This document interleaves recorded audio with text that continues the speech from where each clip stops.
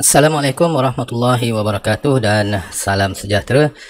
Kita berjumpa lagi. Kali ini masih dalam tajuk masa dan waktu. Kita akan tumpukan kepada kemahiran untuk kamu menukar unit masa yang melibatkan perpuluhan. Okey, menukar unit masa melibatkan perpuluhan. Baiklah, sebelum kita mulakan, suka saya ingatkan bahawa fakta-fakta asas tentang pertukaran unit masa, pertukaran di antara unit-unit masa seperti 1 jam, 60 minit, abad dan dekad, hari dan jam, 1 hari 24 jam, 1 bulan 30 hari, 1 tahun 12 bulan, 1 dekad 10 tahun dan juga yang lain-lain unit masa amat penting untuk kamu faham dan ingatkan. Ini amat penting untuk kita melakukan proses penukaran unit di antara unit-unit masa ini. Kita memerlukan fakta asas ini. Baiklah, untuk tidak membuang masa, terus pada contoh yang pertama, perhatikan, nyatakan 3.5 jam dalam minit. Okey, pertukaran di antara jam dan minit. Seperti mana yang saya ingatkan tadi, bahawa kita kena faham bahawa 1 jam adalah 60 minit. Okey. Apabila kamu mengingat fakta asas ini, cukup mudah untuk kita membuat penukaran unit daripada jam kepada minit. Okey, kamu perhatikan di sini. Pertukaran dia 1 jam sama dengan 60 minit. Daripada fakta ini pun kita boleh mendapatkan maklumat. Contohnya 1 kita fokus pada angka dia saja, 1 kepada 60. Okey, 1 nak pergi 60, darab dengan berapa? Darab dengan 60 lah. 1 darab 60 dapat 60. Okey, darab. Ini bermakna untuk kita menukar unit jam kepada minit, kita hanya perlu darabkan dengan 60. Ayat matematiknya adalah 3.5 jam darab dengan 60 dan hasil darabnya nanti telah berada dalam unit minit. Okey, kita teruskan dengan operasi mendarab. 3.5 darab dengan 60. Okey, kita cuma perlu darab dengan 6 kerana sifar di belakang ni cuma kita perlu turunkan sahaja. 5 darab 6 30. 3 darab 6 18, 18 tambah dengan 3 di atas ni dapat 21. Baik, di sini berhati-hati semasa meletakkan titik perpuluhan. Okey, pastikan titik perpuluhan sama dengan bilangan titik tempat perpuluhan sama dengan soalan. Kalau soalan dia 3.5, kita cuma ada 1 tempat perpuluhan. Maksudnya selepas titik perpuluhan kita cuma ada 1 digit, iaitu 5. Lepas titik perpuluhan ada 1 digit 5. Jadi titik perpuluhan untuk jawapan ini, hasil darab ini, kena letak di tempat yang betul, iaitu selepas titik perpuluhan hanya ada 1 digit sahaja, iaitu di sini letak. Jadi jawapannya 3.5 jam sama dengan 210 minit. Okey, 210 minit. Baik, kita pergi pada contoh yang kedua. Perhatikan soalan berikut. Di antara pertukaran antara hari dan juga jam. Tukarkan sifar perpuluhan 75 hari kepada jam. Baik, kita ulang balik fakta asas dia, iaitu 1 hari sama dengan 24 jam. Okey, jadi sama macam tadi juga. Kita tengok fokus pada angka dia, 1 dengan 24. 1 untuk kita pergi nak menjadikan 24 ni, angka 1 untuk menjadikan 24 kita perlu darab dengan 24. Jadi operasi inilah yang kita akan gunakan untuk menukar unit daripada hari kepada jam.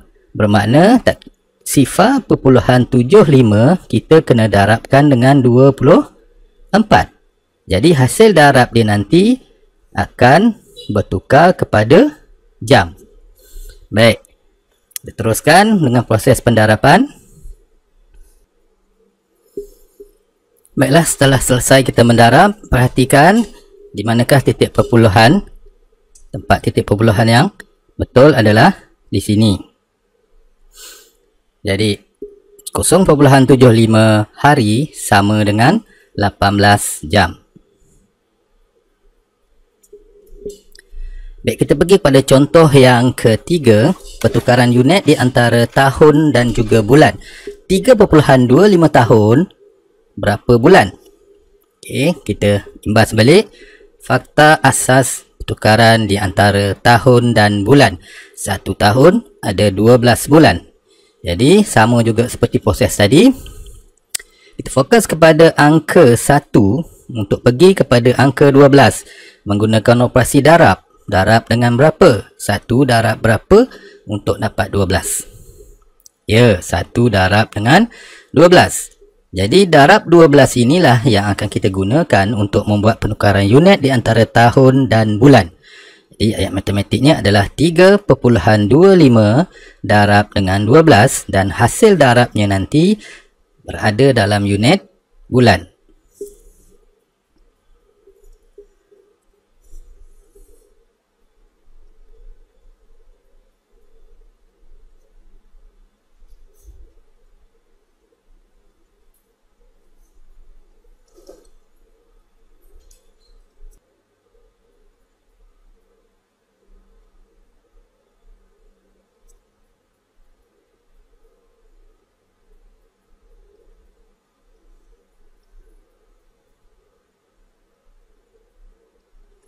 Setelah selesai kita mendarab, perhatikan di manakah titik perpuluhan.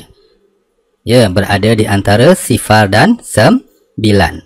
Jadi 3.25 tahun sama dengan 39 bulan.